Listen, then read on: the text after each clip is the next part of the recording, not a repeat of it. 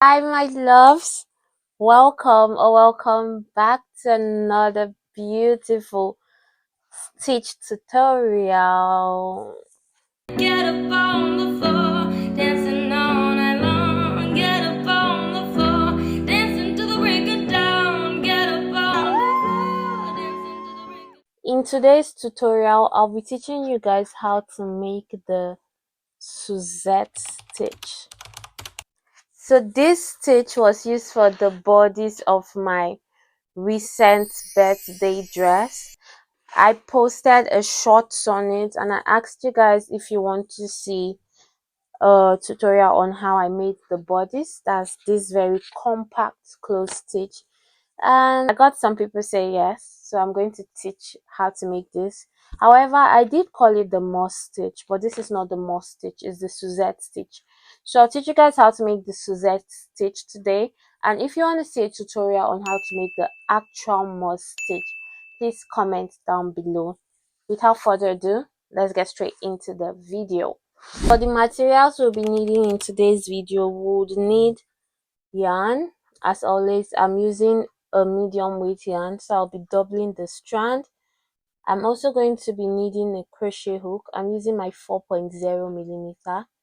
I'll be needing stitch markers. Every beginner needs this to reduce your chances of mistakes and error. And I'll also be needing a tape rule. This is a swatch, so I'm going to be measuring it out for you guys, and that's all for the materials. To start, I would make a slip knot.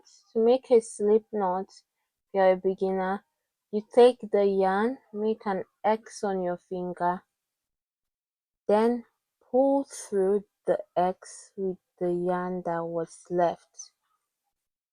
A slip knot is basically a hole, some sort of knot to start with. I'll insert my hook in this slip knot.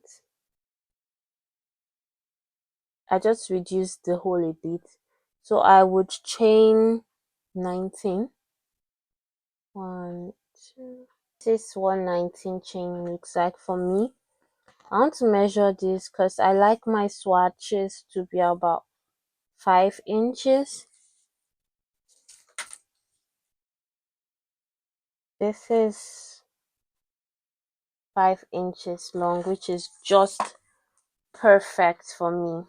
For row 1 now, I would make a single crochet in the second stitch from the hook. To make a single crochet, this is the next stitch, that's the first stitch, we would skip that, and in the second stitch you insert your hook, pull up a loop, 2 loops on your hook, pull through the 2.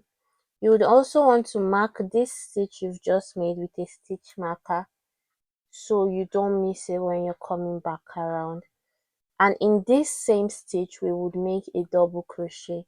To make a double crochet, you yarn over, insert your hook, pull it up. You have 3 loops on your hook this time, yarn over, pull through 2, yarn over, pull through 2. So you've made a single crochet and a double crochet in the same stitch, in the same chain. Now we would skip the next chain, which was basically the third chain from the hook, and in the fourth chain now we would make a single crochet and then a double crochet in the same space. If this is too fast for you, you could slow it down, go back and rewatch the steps I've just made. But basically you would keep skipping one chain, and in the next chain you make a single crochet and then a double crochet in the same chain. Would do this till the very last chain on the 19 chains we've made.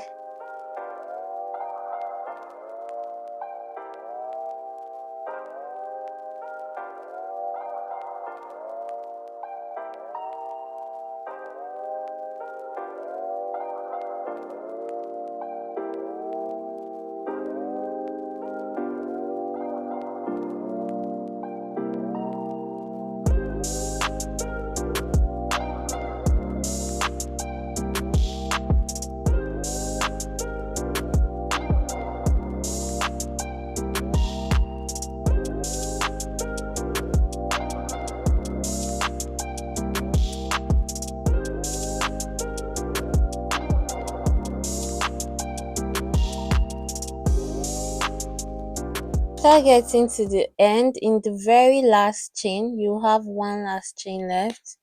You want to make one single crochet, and that brings us to the end of row 1. For row 2, you will chain 1, turn your work, and in this very last one we made, we want to make a single crochet and then a double crochet. You put a stitch marker in the first stitch so you don't miss it.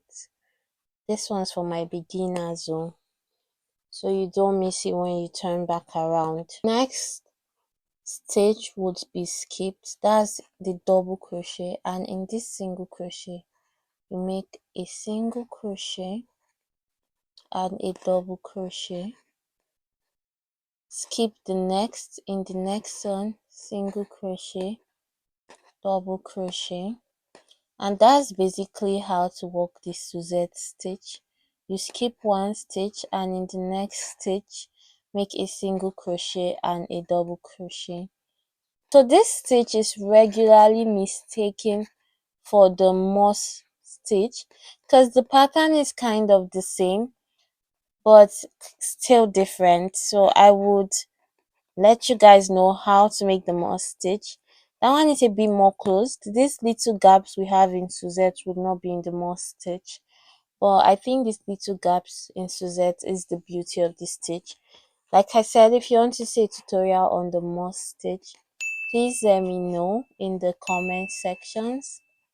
For now, you keep doing this till you get to the very end. I'm at the end. I have just one stitch to skip and one stitch to work, and I know this stitch is here because I put a stitch marker when I made it. That's the importance of putting stitch markers at the beginning and at the end of the work. So in this very last stitch, I would just make one single crochet, not making a double crochet, to make our edges straight. This is what row 2 looks like, and rows after this is basically a repeat of row 2. So I'll work row 3 with you guys again, and after then you could repeat this stitch even in your dreams. To work row 3, you chain 1, and just like row 2, in this very first stitch you make a single crochet, take your stitch marker up to this single crochet you just made, and a double crochet.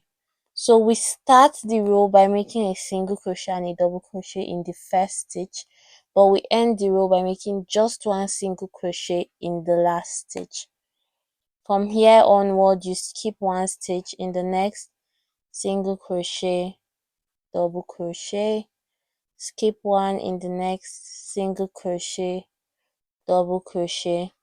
It's easy to locate the one you're skipping and the one you're placing your stitches in, because the one you're skipping is most likely the double crochet from the previous row, and the one you're placing your stitches in is most likely the single crochet from the previous row. So check your work to always see that this tallies, so your stitch formation comes out nicely and it does not look all disorganized. Okay.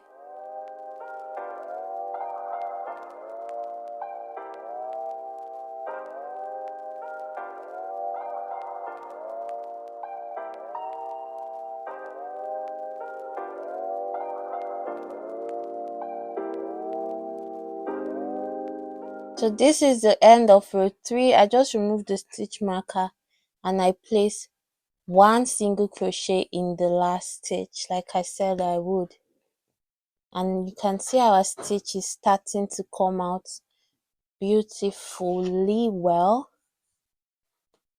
You just keep repeating this in rows to come. I will do that off camera and show you guys what it looks like when I have some length to show, but it's basically a repeat of row 2. The entire pattern, it's a repeat of row 2. So you repeat this for as long as you need to.